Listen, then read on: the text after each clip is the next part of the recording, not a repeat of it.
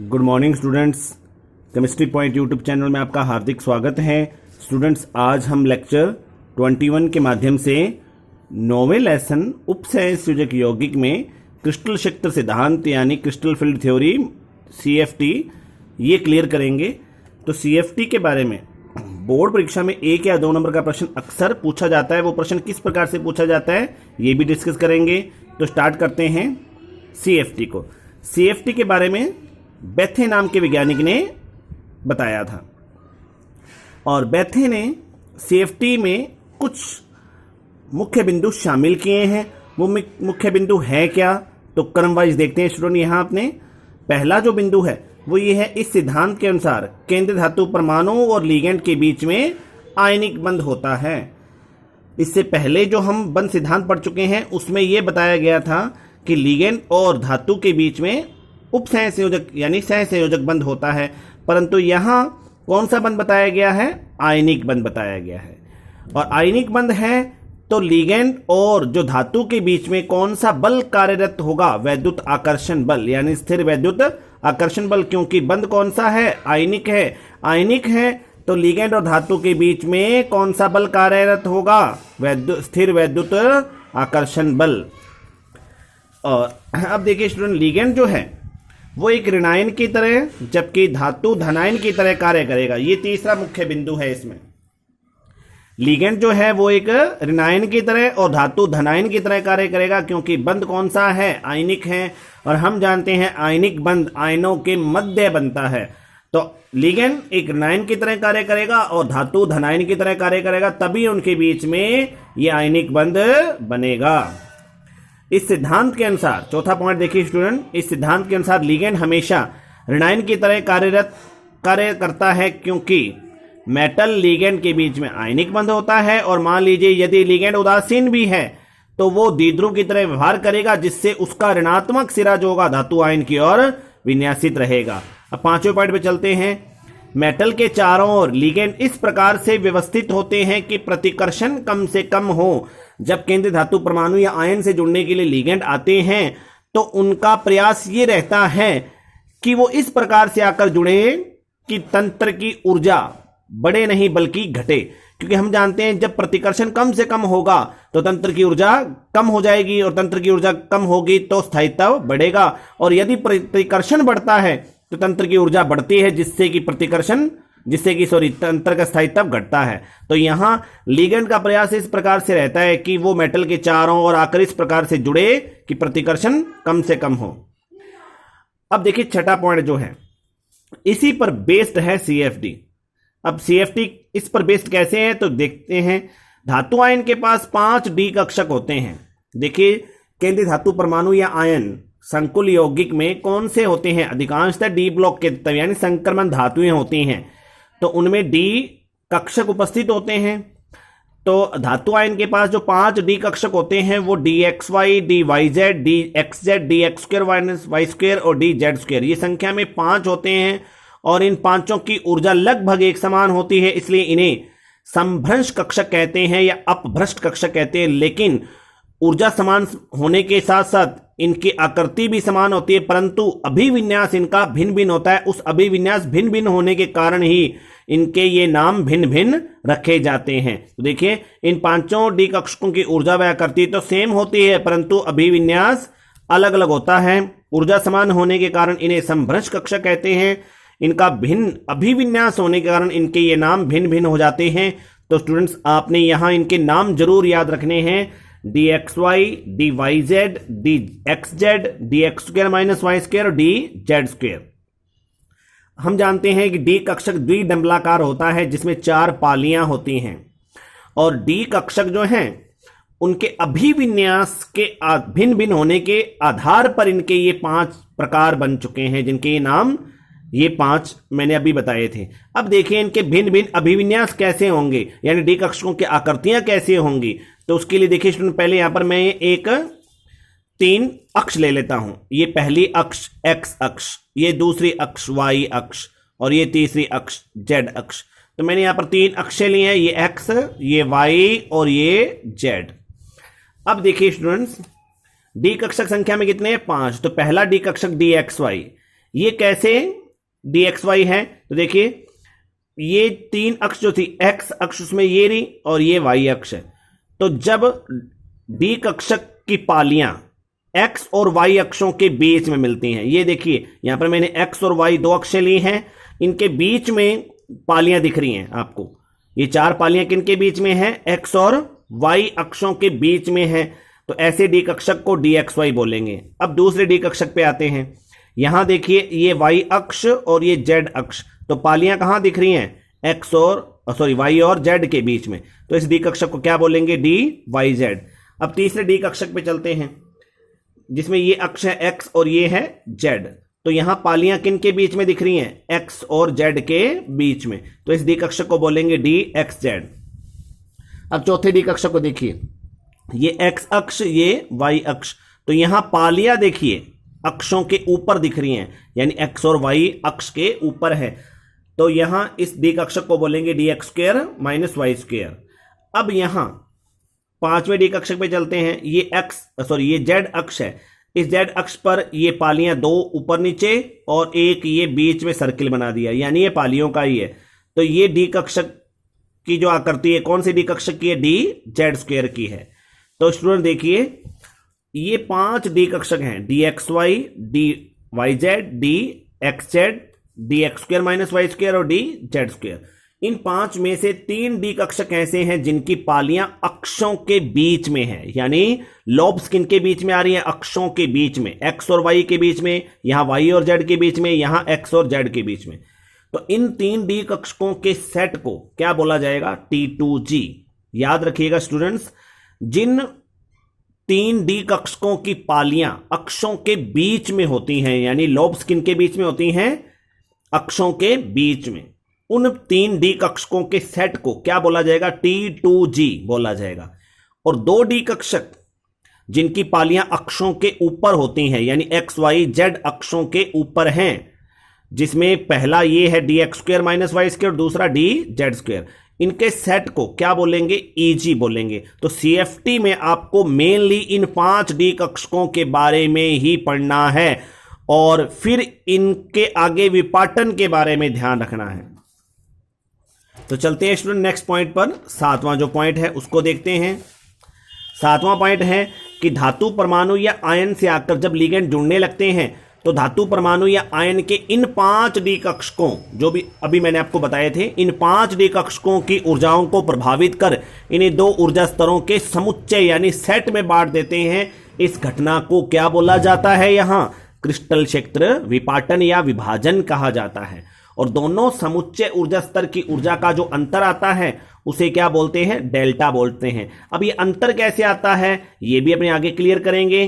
तो देखिए स्टूडेंट, अब आठवें पॉइंट पे चलते हैं। विपाटन के फलस्वरूप समभ्रश d कक्षक निम्न दो भागों में टूटते हैं, T2G कक्षक में और EG में।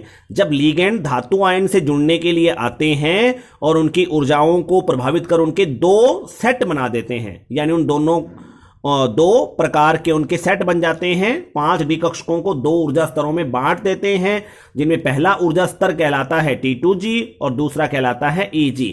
T2G में आते हैं तीन कक्षक जो कि dxy, dyz, dxz होते हैं, जिनकी पालियां अक्षों के बीच में होती हैं। और दूसरा सेट होता है EG जिसमें दो कक्षक आते हैं, dx square minus y square और dz स्क्वायर, और इनकी पालियां अक्षों के ऊपर विन्यासित होती हैं।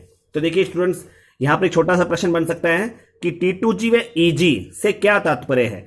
T2G जो सेट है उसमें तीन d कक्षक आते हैं जिनकी पालियां अक्षों के बीच में होती है, उनके ये नाम हैं dxy, dyz और dxz। और EG जो है वो ऐसे d कक्षकों का सेट है जिनकी पालियां अक्षों के ऊपर विन्यासित होती हैं, जैसे dx square minus y square और dz स्क्वायर। तो देखिए स्टूडेंट, ये है CFT में जो 8 बिंदु शामिल हैं उनको एक बार दोबारा रिवाइज कर लेते हैं। कि पहला बिंदु है, इस सिद्धांत के अनुसार केंद्रीय धातु परमाणु या आयन और उस लिगेंड के बीच में, उससे जुड़े लिगेंड के बीच में कौन सा बंध होता है? आयनिक बंध। और लिगेंड और धातु के बीच में कौन सा बल कार्यरत होगा? स्थिर वैद्युताकर्षण बल। और लिगेंड हमेशा ऋणायन की तरह व्यवहार करेगा और धातु हमेशा धनायन की तरह व्यवहार करेगा। और यदि लिगेंड उदासीन है तो वो द्विध्रुव की तरह व्यवहार करेगा, जिससे उसका ऋणात्मक सिरा धातु आयन की ओर विन्यासित होगा।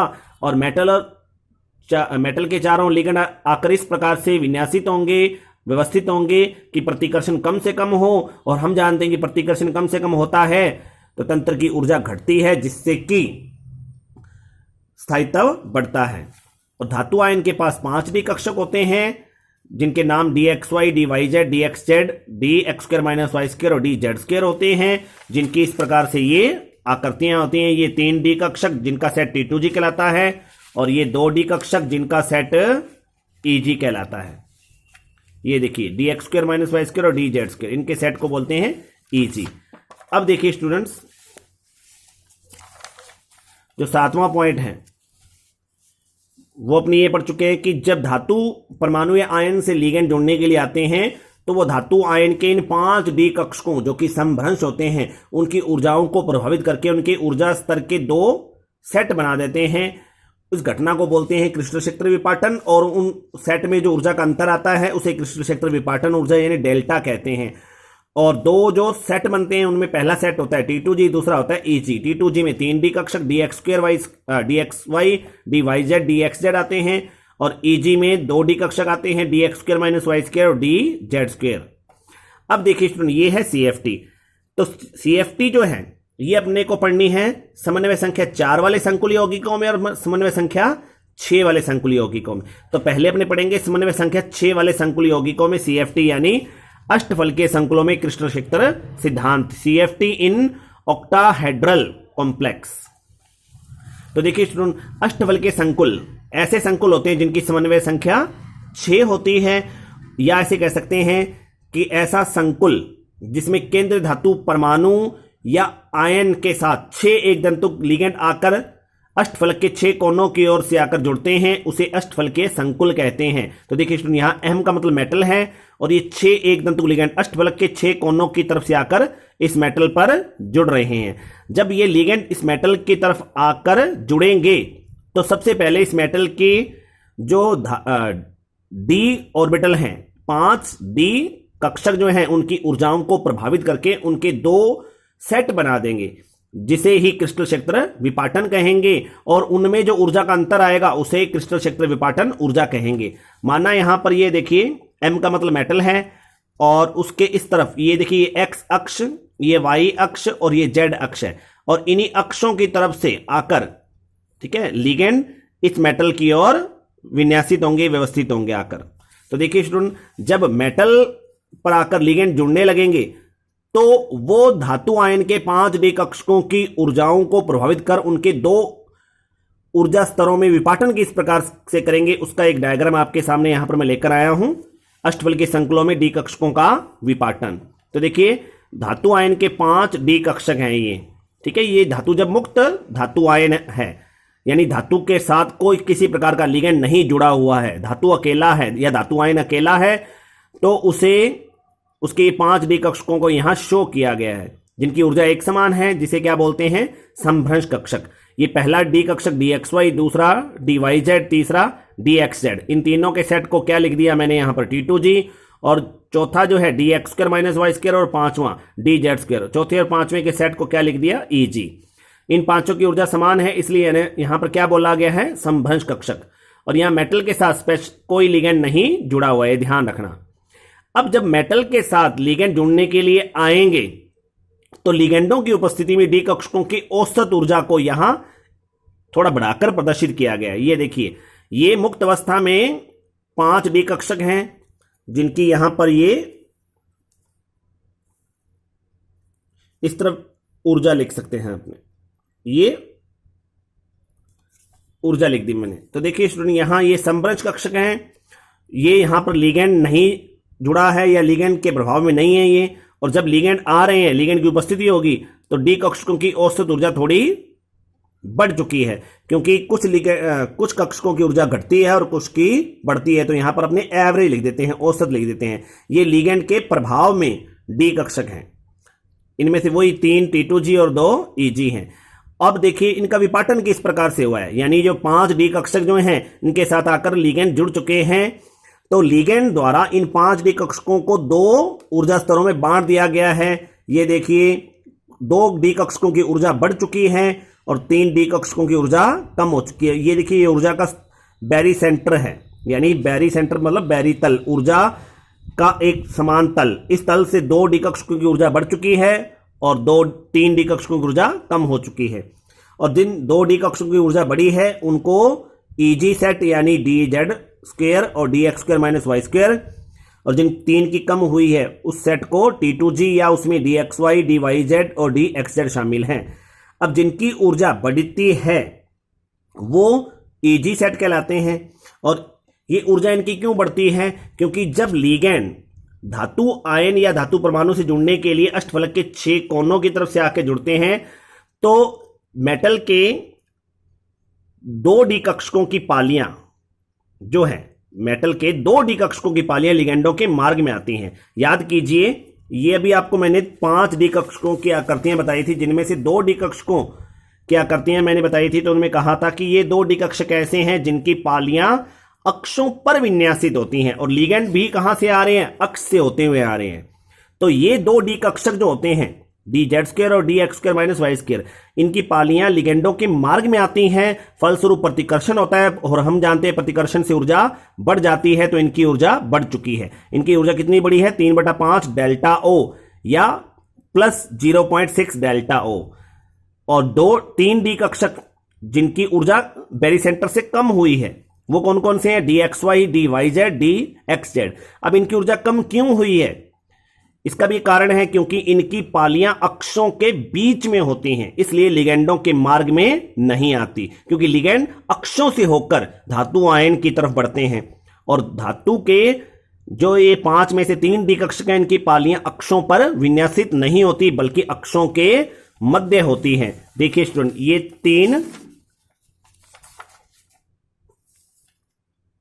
3 डी कक्षक, ये देखिए, ये यहां पर अक्षों के बीच में इनकी पालियां हैं। तो ये 3 डी कक्षक जो हैं, इनकी पालियां अक्षों के बीच में, इस कारण ये लिगैंडों के मार्ग में नहीं आती हैं, इसलिए इनमें प्रतिकर्षण कम होता है। और प्रतिकर्षण कम होने से इनकी ऊर्जा कम हो जाती है। और कितनी कम होती है बैरी सेंटर से? देखिए 2/5 डेल्टा ओ या माइनस 0.4 डेल्टा ओ। तो देखिए स्टूडेंट, ये जो T2G और EG में ऊर्जा का जो अंतर है, इस अंतर को पूरे को यहां पर अपने डेल्टा O लिखेंगे, 1 डेल्टा O। डेल्टा O का मतलब होता है अष्टफलकीय संकुलों में क्रिस्टल क्षेत्र विपाटन ऊर्जा। अकेला डेल्टा लिखा हो तो क्रिस्टल क्षेत्र विपाटन ऊर्जा, और डेल्टा O लिखा हो तो अष्टफलकीय संकुलों में, और यदि डेल्टा T लिखा हो तो चतुष्फलकीय संकुलों में क्रिस्टल क्षेत्र विपाटन ऊर्जा। और 1 डेल्टा O जो है उसके 10 भाग अपने मान लेते हैं तो वो 10 DQ के बराबर होती है। तो यहां जो ऊर्जा बढ़ती है वो 0.6 DQ बढ़ती है, और यहां कम कितनी होती है? 0.4 DQ कम होती है। तो स्टूडेंट्स, ये कुल 10 भाग जो DQ के हैं वो 1 डेल्टा O के बराबर हैं। अब ये डायग्राम जो है ये अष्टफलकीय संकुलों में डी कक्षकों के विपाटन का है, और ये डायग्राम भी 1 नंबर का पूछा जा चुका है कि अष्टफलकीय संकुलों में डी कक्षकों का विपाटन जो है उसको चित्रित कीजिए। तो इस प्रकार से स्टूडेंट आपने ये डी कक्षकों के विपाटन को अष्टफलकीय संकुलों में दर्शाना है, जिसमें धातु आयन के ये मुक्त अवस्था में 5 डी कक्षक संभ्रंश बनाने हैं, और जब लिगैंड के प्रभाव में वो होंगे तो उनकी औसत ऊर्जा को थोड़ा सा बढ़ा के लिखना है। फिर औसत ऊर्जा का एक बैरी सेंटर तल लेना है, उस तल से 2 डी कक्षकों की ऊर्जा को जो है वो बढ़ाकर लिखना है, और 3 को घटाकर लिखना है। जिन 2 को बढ़ाकर लिखा है वो EG है, और जिन 3 को घटाकर लिखा है वो T2G है। इनको क्यों बढ़ाकर लिखा है? क्योंकि इनमें लिगैंड के साथ डी कक्षकों की पालियां जो होती हैं वो प्रतिकर्षण ज्यादा महसूस करती हैं, और इनमें प्रतिकर्षण नहीं होता। तो अब देखिए स्टूडेंट, लिगैंड जो होते हैं, लिगैंड जो है वो प्रबलता के आधार पर 2 प्रकार के हैं, एक प्रबल शक्त लिगैंड और एक दुर्बल शक्त लिगैंड। अगर यहां डेल्टा O के मान की बात करें तो इसका मान जो है मेनली एक तो धातु आयन पर लगे आवेश और एक लिगैंड की प्रबलता पर डिपेंड करता है कि लिगैंड कौन सा है। अगर लिगैंड ये प्रबल शक्त लिगैंड है तो विपाटन ज्यादा होगा, यानी ऊर्जा का अंतर ज्यादा आएगा, और अगर वो लिगैंड दुर्बल शक्त लिगैंड है तो विपाटन कम होगा, यानी ऊर्जा का अंतर ये कम आएगा। इसको भी क्लियर कर लेते हैं अपने यहां। तो देखिए स्टूडेंट्स, ये धातु आयन के 5 डी कक्षक लिए मैंने, और जब इससे जुड़ने के लिए लिगेंड आ चुके हैं और लिगेंड यदि वो प्रबल क्षेत्र लिगेंड है तो देखिए यहां विपाटन ज्यादा होगा, जिससे कि ऊर्जा का अंतर ज्यादा आएगा Eg और T2G में। और अगर धातु के साथ जुड़ने के लिए दुर्बल क्षेत्र लिगेंड आए हैं तो विपाटन कम हुआ है, इसका मतलब T2G और Eg में ऊर्जा का अंतर कम है, तो यहां कम विपाटन होगा, इसका मतलब दुर्बल क्षेत्र लिगेंड जुड़ा है, और अधिक विपाटन हुआ है, इसका मतलब प्रबल क्षेत्र लिगेंड जुड़ा है। अब इसके बाद अपनी बात करें लिगेंडों को उनकी प्रबलता के बढ़ते हुए क्रम में जब व्यवस्थित करते हैं तो उससे हमें एक श्रेणी प्राप्त होती है, उस श्रेणी को क्या बोलते हैं? स्पेक्ट्रो रासायनिक श्रेणी। जब लिगेंडों को उनकी बढ़ती हुई प्रबलता के क्रम में व्यवस्थित किया जाता है तो प्राप्त होने वाली जो श्रेणी होती है उसे बोलते हैं स्पेक्ट्रो रासायनिक श्रेणी। अब उसमें प्रबलता के आधार पर सबसे कम प्रबलता होती है आयोडो की, उसके बाद ब्रोमो की, फिर थायोसाइनेटो की, फिर क्लोरिडो की, फिर सल्फिडो की, फिर फ्लोरो की, फिर हाइड्रोक्सो की, फिर ऑक्जेलेटो, फिर एक्वा, फिर आइसोथायोसाइनेटो, फिर EDTA4 नेगेटिव, फिर एमीन, फिर एथिलीन डाइएमीन, फिर साइनो, फिर कार्बोनिल। तो देखिए स्टूडेंट ये प्रबलता के आधार पर इनको व्यवस्थित किया तो एक श्रेणी मिली। अब इस श्रेणी को अपने याद कैसे रखें? ये अपने भूल जाएंगे, लेकिन ये बहुत इंपॉर्टेंट श्रेणी है। CFT बेस्ड जो प्रश्न आएंगे उनमें ये श्रेणी अपने को याद होनी चाहिए कि दुर्बल क्षेत्र लिगेंड कौन से हैं और प्रबल क्षेत्र लिगेंड कौन से हैं, कौन सा लिगेंड किससे अधिक प्रबल है, कौन सा किससे कम प्रबल है, ये अपने को याद रखना है। तो इसके लिए मैंने एक ट्रिक बनाई है, वो ट्रिक देखिए। आई बर्बादी, शनि क्लास से फरार।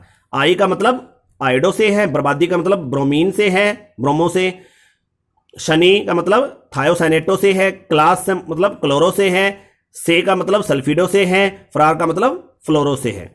आई बर्बादी शनि क्लास से फरार। ओह ऑक्जेलेटो, ओ का मतलब हाइड्रोक्सो से और ऑक्जेलेटो का मतलब ऑक्जेलेटो से ही है। पानी मतलब एक्वा से है, पानी निशा यानी आइसोथायोसाइनेटो। EDTA का मतलब EDTA से, और इन का मतलब ammonia, sorry EDTA ammonia, ammonia का मतलब अमोनियाई, एमीन सॉरी, इन मतलब एथिलीन डाइएमीन, कनाडा यानी साइनो, और कोलंबो, और का यहां पर कोई मतलब नहीं है, और कोलंबो का मतलब यहां पर कार्बोनिल से। तो देखिए आई बर्बादी शनि क्लास से फरार, ऑक्जेलेटो पानी निशा, EDTA अमोनिया, इन कनाडा और कोलंबो। मतलब ये एक ट्रिक जो मैंने अपनी तरफ से बनाई है, ये स्पेक्ट्रोरासायनिक श्रेणी को याद रखने की ट्रिक है। अब अगर मैं इसको यहां पर छिपाकर इस ट्रिक के माध्यम से मैं इसको दोबारा बोलने का प्रयास करूं तो मुझे ये याद हो जाएंगे। देखिए आई बर्बादी शनि क्लास से फरार, ओह ऑक्जेलेटो पानी निशा, EDTA अमोनिया, इन कनाडा और कोलंबो। देखिए स्टूडेंट ये यहां पर मैंने ये जो लिगेंड है ये सारे इस ट्रिक के माध्यम से याद कर लिए। अब आपको एक चीज और इसमें देखनी है स्टूडेंट, यहां ये जो एक्वा है यानी जल है, इसके इस तरफ वाले यानी बाईं तरफ से लेकर जल तक ये सारे दुर्बल क्षेत्र लिगेंड आते हैं, और आइसोथायोसाइनेटो से लेकर कार्बोनिल तक ये प्रबल क्षेत्र लिगेंड की श्रेणी में आते हैं। Thank you students.